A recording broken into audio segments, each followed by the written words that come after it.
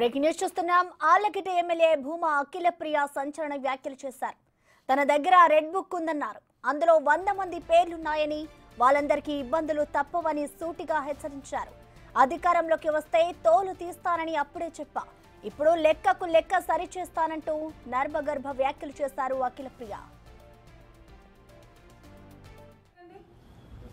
ఎందుకు పడదనుకుంటున్నారు మీరు? నేను ఎవరిని ఇబ్బంది పెట్టదని నేను చెప్పినానా? అధికారంలోకి వస్తే మీ తోలు తీస్తానని చెప్పినా కదా, మరి ఎందుకు చేయను? మంచితనం చూపిస్తారనుకుంటున్నారా? మీ దగ్గర ఎంతమంది మీరు తప్పుడు కేసులు పెట్టలే, మీరు ఎంతమంది జీవితాలతో మీరు ఆడుకోలేదు. మిమ్మల్ని వదిలేస్తారని ఎందుకు అనుకుంటున్నారు మీరు? ఒక్కొక్కరికి లెక్కకి లెక్క చెప్తా అని చెప్పినా చెప్పి తీరుతా. నేను ఎవరి మీద నేను ఇది చేయను, నేను అన్ని మంచి పద్ధతిలో పోతాను, నేను చాలా మంచిదాన్ని దయచేసి అనుకోకండి. మీరు తప్పు చేసింటే భయపడండి, తప్పు చేయకపోతే ప్రశాంతంగా ఉండండి. డెఫినెట్గా నాకు రెడ్ బుక్ ఉంది. రెడ్ బుక్ అంటున్నావు, పెట్టుకున్న రెడ్ బుక్ నేను కూడా. దాంట్లో మీ పేర్లు అన్నీ ఉన్నాయి.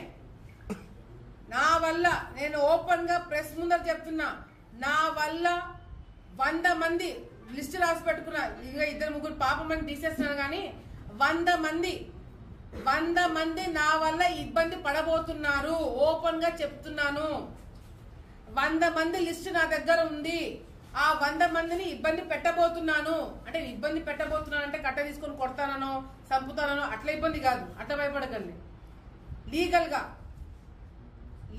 గా మళ్ళీ చెప్తున్నా, లీగల్ గా మీ మీద యాక్షన్ తీసుకుంటాం. మీరు చేసిన అరాచకాలు బయట పెట్టి ఆధారాలు నిరూపించి మరి మీ మీద కేసులు పెట్టిస్తాను. మిమ్మల్ని వదిలిపెట్టము.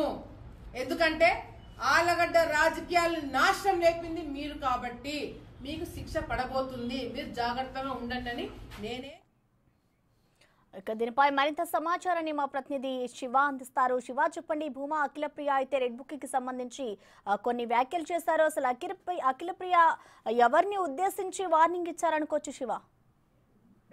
అసలు మొత్తం మీద చూసుకుంటే ఆళ్లగడ్డ నియోజకవర్గం, నంద్యాల నియోజకవర్గానికి సంబంధించి కూడా గత 5 సంవత్సరాల కాలంగా అఖిలప్రియ, ఆమె సోదరుడు, ఆమె అనుచరులు అనేక ఇబ్బందులు పడ్డారు. అప్పటి అధికార పార్టీకి సంబంధించి నేతలు ఇష్టానుసారంగా వ్యవహరించి, అలాగే అఖిలప్రియ విషయంలో అనేకమైన తప్పుడు కేసులు పెట్టి, అలాగే ఆమె పైన 2-3 సార్లు అరెస్ట్ చేసే ప్రయత్నం కూడా జరిగింది. ఒకసారి అరెస్ట్ చేసి బెయిల్ కూడా తెచ్చుకున్న పరిస్థితి.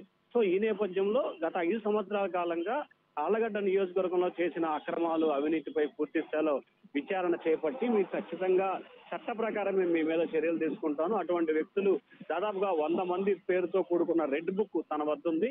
రెడ్ బుక్ లో ఉన్న పేర్లు అందరి సంగతి ఖచ్చితంగా తేలుస్తాను. నేను ఎవరిని బెదిరించట్లేదు, లేకపోతే ఇంకో రకంగా చేయట్లేదు. కానీ ఖచ్చితంగా చట్ట ప్రకారం మీరు ఏదైతే చేసిన అక్రమాలు, అవినీతిని రుజువు చేస్తూ సాక్ష్యాధారాలతో సహా మీ అందరిపైన కూడా చర్యలు తీసుకుంటాం.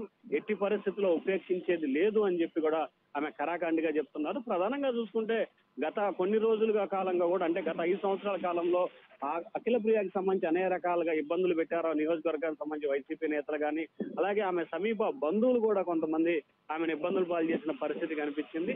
సో ఈ నేపథ్యంలో వారందరినీ కూడా టార్గెట్ చేస్తూ ఆమె ఖచ్చితంగా వారు ఏదైతే చేశారో వాటిపై ఫోకస్ పెడుతూ వారి మీద చర్యలు తీసుకోవడానికి అఖిలప్రియ సిద్ధమవుతుంది. దానిలో భాగంగానే తను రాసుకున్న రెడ్ బుక్ లో 100 పేర్లు ఉన్నాయని చెప్పి బహిరంగంగానే ఆమె చెప్పిన పరిస్థితి కనిపిస్తా ఉంది Prasanna. Right, thank you Shiva.